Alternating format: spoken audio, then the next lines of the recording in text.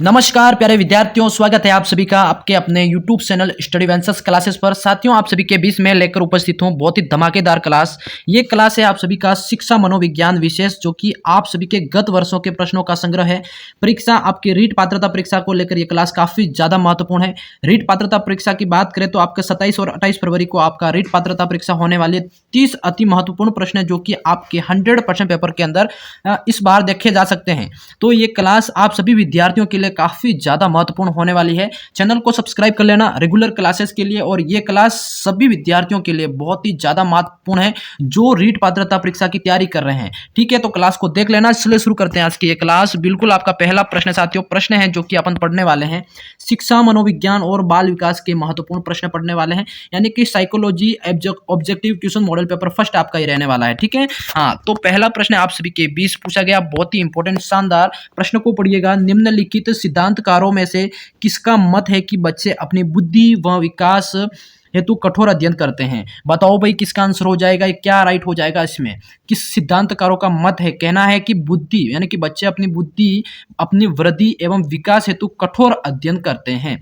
बताओ, हाँ, ये आपका बंडूरा का है या भी मैस्लो या फिर स्किनर या फिर पियाजे, किसका मत है? ये मोस्ट इंपोर्टेंट क्वेश्चन है आपका मनोविज्ञान, शिक्षा मनोविज्ञान की दृष्टि से। मेरे प्यारे साथियों, बात करें इसकी राइट आंसर की तो वो आपका इसमें है मोस्ट इंपोर्टेंट, बिल्कुल, यानी कि बी वाला ऑप्शन आप सभी का इसमें करेक्ट आंसर हो जाएगा। यानी कि ये आपका किसका हो जाएगा? ये मैस्लो का राइट हो जाएगा। समझ गए सभी? मोस्ट इंपोर्टेंट क्वेश्चन है आपका।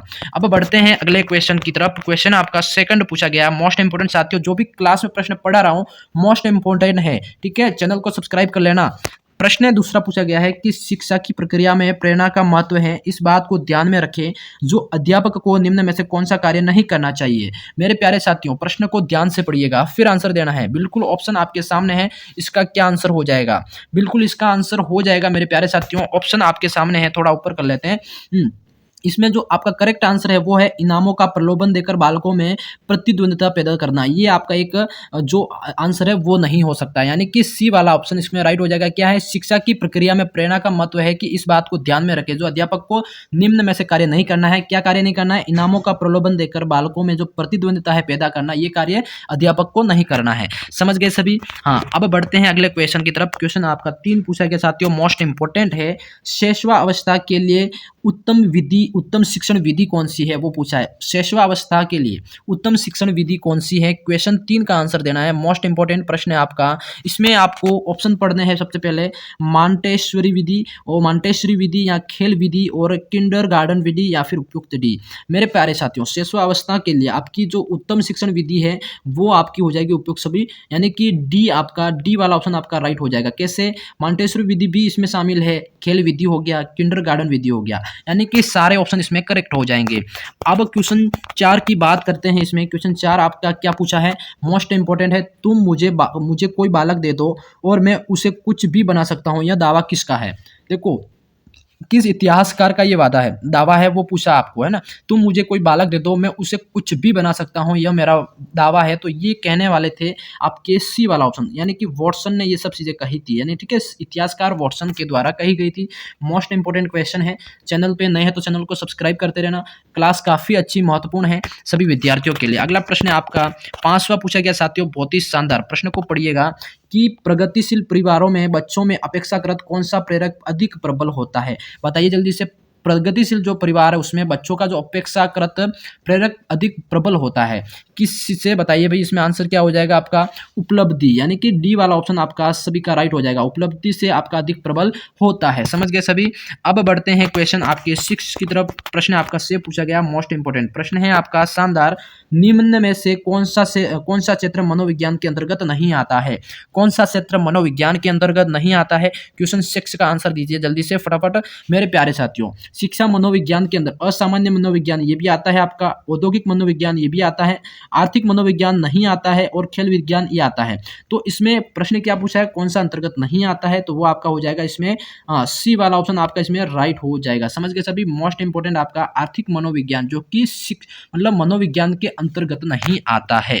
अब बढ़ते हैं अगले क्वेश्चन 7 की तरफ। क्वेश्चन 7 आपका पूछा गया साथियों, बाल विकास में क्या है, बाल विकास में ऑप्शन स्टेटमेंट फर्स्ट आपका दे रखा है कि प्रक्रिया पर बल है, बी स्टेटमेंट आपका वातावरण और अनुभव की भूमिका पर बल है, सी आपका हो जाएगा साथियों गर्भावस्था में किशोरावस्था तक अध्ययन होता है, या फिर डी आपका उपयुक्त डी। तो क्वेश्चन 7 का आंसर देना है आपको। क्वेश्चन 7 का आपका आंसर क्या हो जाएगा, देखो क्वेश्चन 7 का आंसर है गर्भावस्था से किशोरावस्था तक का अध्ययन होता है, यानी कि इसमें आपका जो मेरे प्यारे साथियों डी वाला ऑप्शन है ना, कौन सा डी वाला ऑप्शन आप सभी का इसमें राइट हो जाएगा। कौन सा, सॉरी सी वाला ऑप्शन आपका ये गर्भावस्था से, यानी कि ये वाला किशोरावस्था तक अध्ययन होता है। समझ गए सभी, हाँ ये आपका 7वें का सी राइट हो जाएगा। इसी तरह अगले क्वेश्चन की बात करें, इसमें क्वेश्चन 8 की, क्वेश्चन 8 क्या पूछा है कि निम्न में से कौन सा मनोवैज्ञानिक नहीं है, कौन सा मनोवैज्ञानिक नहीं है मेरे प्यारे साइकोलॉजिस्ट नहीं है, तो वो आपका है जॉन डीवी। जॉन डीवी जो कि आपके मनोवैज्ञानिक नहीं है, यानी कि ए ऑप्शन इसमें आपका सभी का मोस्ट इंपोर्टेंट हो जाएगा रीट पात्रता एग्जाम की दृष्टि से। बाकी वॉटसन, सी एच हल यानी स्किनर, ये सारे आपके मनोवैज्ञानिक हैं। समझ गए सभी। अब बढ़ते हैं क्वेश्चन 9 की तरफ। फटाफट क्लास को शेयर कर दीजिए जल्दी से एक बार और चैनल को सब्सक्राइब कर लीजिए। प्रश्न आपका 9 पूछा गया है, एक औसत बुद्धि वाला बच्चा यदि भाषा को पढ़ने एवं समझने में कठिनाई प्रदर्शित करता है तो यह संकेत है कि बच्चा डैश डैश आपके सामने है का लक्षण प्रदर्शित करता है। कौन सा लक्षण प्रदर्शित करता है, तो आपके सामने प्रश्न एक बार रिटर्न से पढ़ लीजिएगा। एक बच्चा, क्या प्रश्न है आपका कि एक औसत बुद्धि वाला बच्चा यदि भाषा को पढ़ने एवं समझने की कठिनाई को प्रदर्शित करता है तो वो संकेत किस चीज का देता है, बच्चा का कौन सा लक्षण यहाँ पे प्रदर्शित होता है। इसमें लक्षण आपके नीचे दे रखे हैं, ऑप्शन पढ़ेंगे आपके पठन अक्षमता यानी कि डिस्लेक्सिया कहते हैं इसको, और बी आपका लेखन अक्षमता या फिर डिस्प्राफिया बोलते हैं, या फिर सी आपका गणितीय अक्षमता, और या फिर आपका गति समन्वय अक्षमता। तो साथियों बच्चा पढ़ने में आपको वो क्या कह रहा है, मतलब लक्षण प्रदर्शित कर रहा है ना, कठिनाई प्रदर्शित कर रहा है, तो इसमें आपका कौन सा राइट हो जाएगा। बिल्कुल पढ़ने की बात हो रही है तो इसमें आपका जो राइट है पठन अक्षमता, यानी कि इसमें बी ए वाला आपका राइट हो जाएगा। पठन अक्षमता मेरे प्यारे साथियों मोस्ट इंपोर्टेंट है आपका पठन अक्षमता, ठीक है, जिसको अपन बोलते हैं डिस्लेक्सिया। क्या बोलते हैं, डिस्लेक्सिया, यानी कि इसमें ए ऑप्शन आप सभी विद्यार्थियों का राइट हो जाएगा। मोस्ट इंपोर्टेंट क्वेश्चन है जो कि आपके रीट पात्रता एग्जाम की दृष्टि से बहुत ही शानदार महत्वपूर्ण है। अब बढ़ते हैं अगले क्वेश्चन की तरफ। क्वेश्चन आपका 10 पूछा गया साथियों, बहुत ही शानदार, कि निम्न में से शिक्षा मनोविज्ञान किसमें उपयोगी नहीं है। देखो शिक्षा मनोविज्ञान की बात हो रही है, किसकी हो रही है यहाँ पे, शिक्षा मनोविज्ञान जो कि किसमें उपयोगी नहीं है, तो आपको बताना है क्वेश्चन 10 का आंसर। क्वेश्चन 10 का आंसर बताइए मेरे प्यारे साथियों। देखो पशुओं के प्रयोग में आपका शिक्षा मनोविज्ञान यूज नहीं होता है, यानी कि उपयोगी नहीं है। समझ गए सभी, पशुओं के प्रयोग में मोस्ट इंपोर्टेंट क्वेश्चन है आपका, इसमें डी ऑप्शन राइट हो जाएगा। अब बढ़ते हैं क्वेश्चन 11 की तरफ। क्वेश्चन 11 क्या पूछा है आप सभी के, देखो हाँ क्वेश्चन का 11 का आंसर देना है आपको। सामूहिक अचेतन का संप्रत्यय मतलब डैश डैश आपके सामने है द्वारा किया जाता है, किसके द्वारा, बताओ मेरे प्यारे साथियों। क्वेश्चन 11 का आंसर क्या हो जाएगा, बिल्कुल इसमें किसके द्वारा किया जाता है, संप्रत्यय आपके युंग के द्वारा। किसके द्वारा किया जाता है, युंग के द्वारा। इसमें आपका डी आपका मोस्ट इंपोर्टेंट क्वेश्चन हो जाएगा। युंग यहाँ पे डैश हो जाएगा, यहाँ पे युंग के द्वारा आपका सामूहिक अचेतन का प्रत्यय युंग के द्वारा किया जाता है। इसी तरह अगले क्वेश्चन की बात करें, इसमें क्वेश्चन आपका 12 पूछा गया साथियों, मोस्ट इंपोर्टेंट, कि सूची फर्स्ट स्टेटमेंट फर्स्ट एंड सूची सेकंड यानी स्टेटमेंट सेकंड को सम्मिलित कीजिए, नीचे दिए गए कोड से सही का उत्तर देना है। तो मेरे प्यारे साथियों इसको स्टेटमेंट को अपन को मिलाना है ना कि, तो इसमें आपको ये आपके सूची फर्स्ट एंड सूची सेकंड है ना, स्टेटमेंट फर्स्ट एंड सेकंड, तो आपके सामने ये आ गया है ना। इसको कैसे मिलाएंगे अपन, बिल्कुल आपको मिलाना है, इसमें मोस्ट इंपोर्टेंट है, बहुत ही शानदार तरीके से। देखो इसमें आपका जो आंसर है मेरे प्यारे साथियों वो आपको बताना है। हाँ तो क्या राइट हो जाएगा इसमें, बताओ जल्दी से क्या राइट हो जाएगा। देखो इसमें कोड है आपके सामने, एक तो क ख ग वर्ड का है ना, और अ ब स द, तो इसमें आपको अब मिलाना है ना, तो इसमें क्या राइट हो जाएगा जल्दी से बताइए। इसमें जो आपके सामने देखो कहाँ से कब कैसे कैसे मिलाना है यहाँ पे बताते हैं ना। तो इसमें आपका डी वाला ऑप्शन है, ऑप्शन भी आपके नीचे हैं, देखो ऑप्शन है आपके डी वाला, यानी कि स ब अ द, यानी कि स ब अ द, ये कैसे हो सकता है, एक मिनट इसको अपन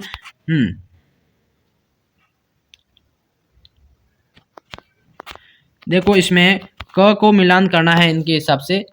हाँ इसको क को मिलान करेंगे, एक मिनट, क का मिलान अपन करेंगे इसमें मेरे प्यारे साथियों स से, किससे, हाँ ये क का मिलान स से करेंगे। इसी तरह आपका ख का मिलान है वो आपका हो जाएगा यहाँ से इसी से ब से, है ना। और ग का मिलान किसका हो जाएगा, ग का मिलान हो जाएगा मेरे प्यारे साथियों गेस्टोल्ट के से कोफा कोस्टल्स हो जाएगा। इसी तरह आपका डी इसमें हो जाएगा द से, है ना। हाँ, तो ये आपका इसका मिलान होगा, ये समझना है आप सभी को, ठीक है। हाँ, ये स्क्रीनशॉट ले लेना, इसको अच्छे से समझना, फिर इसमें जो राइट आंसर हो जाएगा वो आपका ये वाला हो जाएगा। समझ गए सभी। हाँ, अब अगले क्वेश्चन की तरफ बढ़ेंगे। अगला क्वेश्चन आप सभी के सामने क्वेश्चन 13 पूछा गया है कि इनमें से कौन सा विकास का एक सिद्धांत नहीं है। विकास का एक सिद्धांत नहीं है, वो कौन सा हो जाएगा मेरे प्यारे साथियों। मोस्ट इंपोर्टेंट क्वेश्चन है, वो है आपका, बहुत ही शानदार तरीके से प्रश्न पूछा गया है। विकास का वंशानुक्रम और पर्यावरण दोनों प्रभावित होता है। ये आपका मेरे प्यारे साथियों, ये आपका मतलब सिद्धांत नहीं है विकास का। समझ गए सभी। इसमें डी वाला ऑप्शन आप सभी का मोस्ट इंपोर्टेंट राइट हो जाएगा। अब बढ़ते हैं क्वेश्चन आपके 14 की तरफ। क्वेश्चन 14 क्या पूछा है, शिक्षा मनोविज्ञान का संबंध बताना है। बताओ शिक्षा मनोविज्ञान का संबंध क्या है। ए शिक्षक से, शिक्षण से, कक्ष वातावरण से, या विद्यार्थी से, उपयुक्त सभी से। बताओ जल्दी से किसका राइट हो जाएगा इसमें। देखो इसमें आपका ई वाला राइट हो जाएगा। किससे, ई वाला आपका राइट हो जाएगा। कैसे, उपयुक्त सभी से, यानी कि शिक्षा मनोविज्ञान का संबंध शिक्षक से भी होता है, शिक्षण से भी होता है, कक्ष वातावरण से और बच्चों से भी होता है। यानी कि इसमें डी वाला ऑप्शन आप सभी का राइट हो जाएगा। अगला क्वेश्चन आपका 15 पूछा गया। मोस्ट इंपोर्टेंट प्रश्न को ध्यान से पढ़ेंगे। एक प्रभावशाली अध्यापिका होने के लिए महत्वपूर्ण है। एक आप प्रभावशाली अध्यापिका होने के लिए महत्वपूर्ण है। क्या महत्वपूर्ण है बताओ जल्दी से। महत्वपूर्ण है कि प्रत्येक बच्चे के संपर्क में रहना, सबसे बड़ी बात, सबसे बच्चों के संपर्क में रहना एक आप सबसे बड़े महत्वपूर्ण कार्य है, ठीक है। प्रभावशाली अध्यापिका के गुण की बात हो रही है यहाँ पे। अगला क्वेश्चन है आपका क्वेश्चन 16 पूछा गया साथियों, बहुत ही अच्छा है। शिक्षा के क्षेत्र में व्यवहारवादियों का सबसे बड़ा योगदान बताना है। देखो व्यवहारवादियों का सबसे बड़ा योगदान क्या है इसमें, तो शिक्षा क्षेत्र में व्यवहारवादियों का सबसे बड़ा योगदान है वो आपके हो वस्तुनिष्ठता। क्या हो जाएगी, वस्तुनिष्ठता, जो कि सबसे बड़ा योगदान है। मोस्ट इंपोर्टेंट बी क्वेश्चन आप सभी का राइट हो जाएगा। इसी तरह क्वेश्चन आपका 17 पूछा गया, बहुत ही शानदार, वेरी वेरी इंपोर्टेंट। अधिगम में क्या है, क्वेश्चन 17 आपका पूछा गया है इसमें, है ना। तो क्वेश्चन आपका 17 को पढ़ना है, 1 मिनट ऊपर नीचे हो गया। अधिगम में डैश है, प्रभाव का नियम दिया था। अधिगम में जो कि आपका किसने नियम दिया था ऐसा बताना है यहाँ पे। तो ये आपका हो जाएगा थार्नडाइक, यानी कि सी वाला ऑप्शन आपका राइट हो जाएगा। अधिगम में थार्नडाइक ने प्रभाव का नियम दिया था, यानी कि सी ऑप्शन वाला ये यहाँ पे लिखना पड़ेगा, यानी कि सी ऑप्शन आप सभी का मोस्ट इंपोर्टेंट हो जाएगा प्यारे साथियों। अब बढ़ते हैं क्वेश्चन 18 की तरफ। क्वेश्चन 18 पूछा गया है आप सभी का, जो भी नए जुड़ रहे हैं चैनल पे सब्सक्राइब करते रहना। कौन सा युग में सीखने में पुनर्बल को महत्वपूर्ण नहीं मानता है। बताओ कौन सा युग में जो सीखने में पुनर्बलन को महत्वपूर्ण नहीं मानता है। क्वेश्चन 18 का आंसर देना है, वो आपका हो जाएगा साथियों, बहुत ही अच्छा टोलमैन एंड गुथरी वाला जो युग में है वो आपका नहीं मानता पुनर्बलन को, ठीक है। हाँ, तो बी ऑप्शन आप सभी का इसमें मोस्ट इंपोर्टेंट राइट हो जाएगा। अब बढ़ते हैं क्वेश्चन 19 की तरफ। 19 प्रश्न आपका पूछा गया है कि प्रासंगिक अंतर्बोध परीक्षण, यानी कि TAT बोलते हैं, का विकास किसके द्वारा किया जाता है। तो इसका विकास की बात करें आपका, तो इसमें मुर्रे द्वारा, किसके द्वारा, मुर्रे द्वारा, यानी कि सी ऑप्शन आप सभी का मोस्ट इंपोर्टेंट हो जाएगा इसमें, ठीक है। हाँ, अब प्रश्न अगला है आपका 20 पूछा गया, बहुत ही अच्छा इंपॉर्टेंट, कि स्किनर के अनुसार बच्चों में भाषा विकास का परिणाम होता है। स्किनर के हिसाब से बच्चों में जो भाषा विकास का परिणाम होता है वो क्या होता है। बिल्कुल वो परिणाम होता है अनुकरण एवं पुनर्बलन का। किसका होता है, अनुकरण और पुनर्बलन का विकास होता है, यानी कि इसमें आपका बी ऑप्शन राइट हो जाएगा। अब अगले प्रश्न की बात करें, इसमें क्वेश्चन 21 साथियों पूछा गया आप सभी से। हाँ, क्वेश्चन 21 आप सभी के सामने पूछा गया साथियों, शब्द समान तत्व निम्न में से गहन संबंध रखता है। तो 21वें का आंसर हो जाएगा इसमें डी वाला, समोनिर्देशन आपका राइट हो जाएगा। साथियों आज की क्लास के अंदर टॉप आपको 30 क्वेश्चन पढ़ाए, कितने टॉप 20 प्रश्न पढ़ाए हैं। आपको ये क्लास कैसी लगी कमेंट सेक्शन में जरूर बताना। इस तरह की नेक्स्ट क्लास देखने के लिए चैनल को सब्सक्राइब जरूर से कर लेना। तब तक के लिए जय हिंद, जय भारत दोस्तों।